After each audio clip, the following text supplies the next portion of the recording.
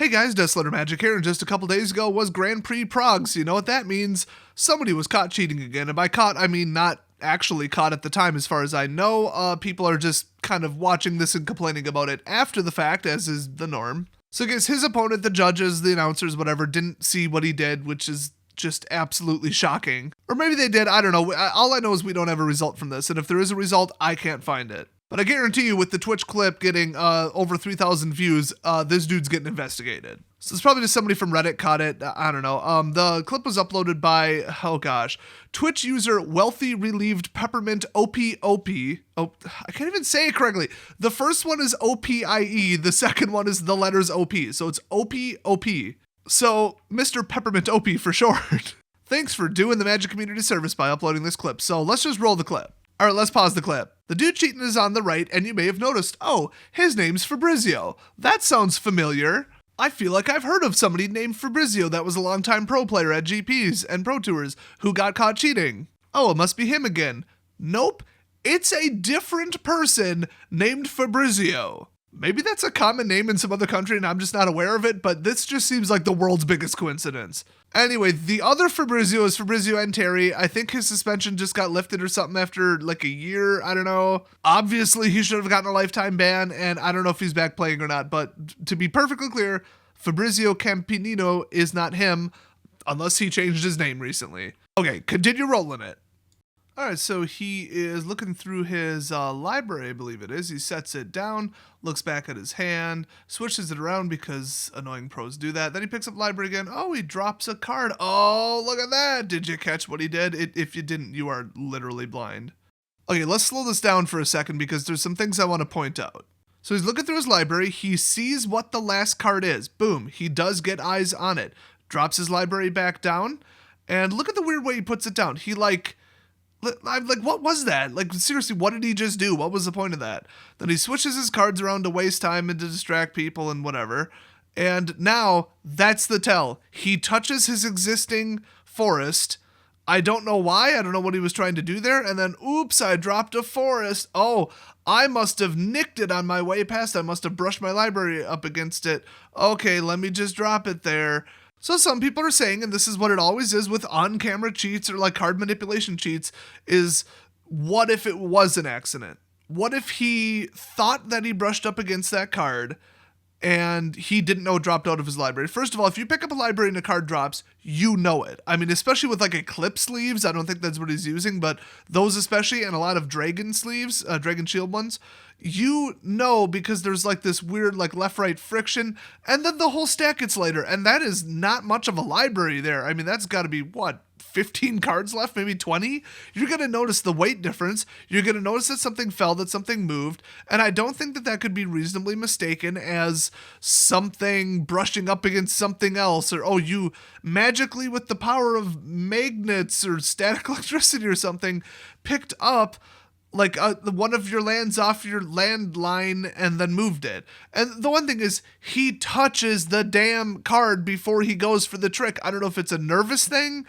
I don't know why he'd put his hand there and try to like draw attention if his opponent's watching his hands. Like, hey, there's only one forest here. Let me touch it needlessly for no reason. I'm literally in the middle of resolving something and I would have no reason to spend, green mana, but I'm going to touch the hell out of this forest for no reason.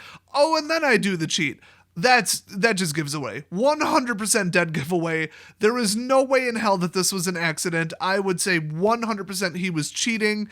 And I tried to look up any kind of reputation. I don't know. I don't have access to the judge system and the DCI notes on players. Yes, they have those. So is he like known to do shady stuff? Has he been caught cheating before? Not that I could find on Google, but I don't know. So honestly, he probably could have gotten away with this and said, oh, I just thought that I nicked one of my lands because I didn't lift my library high enough. So that's why I put it back. I mean, he's on camera. Who would do something this blatant and obvious while on camera? It's so crazy to try to attempt something like this because you know you'll get caught, that like that's part of the defense. So I think if he wouldn't have touched his row of lands ahead of time, he could have said, oh, I didn't think that dropped off my library. That's still extremely doubtful because like I said, you try it right now. Pick up like 20 sleeved cards and then drop the bottom one. You will be able to feel that it dropped. Also, you might have noticed when I slowed it down, when he set down his library, he aligned it really weird with his fingers for no reason. It looked like he was kind of moving all the top cards but the bottom one over so that he could pick it up with a fingernail on the opposite side, and then the card would drop. And honestly, if he was trying to do that on purpose, that seems really difficult, which is kind of evidence to the contrary, that he did think it was an accident.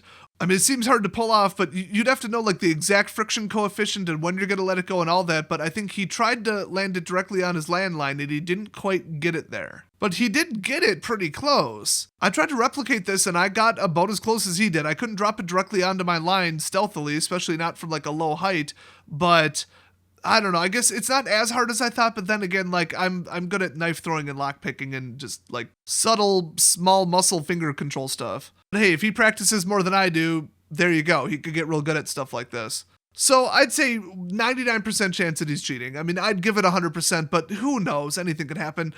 So the other argument that could be made is that it was a spur of the moment thing. It was one of those just bad, dumb, desperate decisions with high pressure and whatever, which I'm all for giving people like a 3 to 6 month ban because there should be a punishment. And then, if it's not premeditated, they're not going in with the idea of let's cheat. They make a mistake and their opponent doesn't catch them and they let it fly. Or like, just something. Like they misrepresent how a trigger works and then they realize their mistake but don't tell their opponents because then they'll get in trouble. Or the person forgets to unsideboard and then they are like, oh my god, I just drew a sideboard card, and they don't say anything. They don't call a judge on themselves. Like that I kind of get. It's an unfortunate situation, but like you made the mistake, live with it, call a judge. Like follow the rules. But that is a world apart from I'm going to this tournament to cheat because I like money and fame.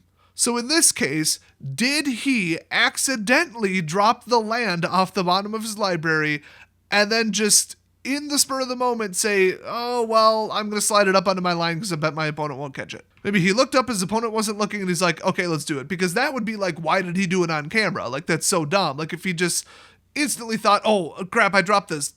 Oh my god, I could get away with it. He's not looking. Like, okay, give him a 3 to 6 month ban. The problem is, he touched his land ahead of time and then set down his deck really unusually. That means it was intended, it was planned. Who just touches their deck like this?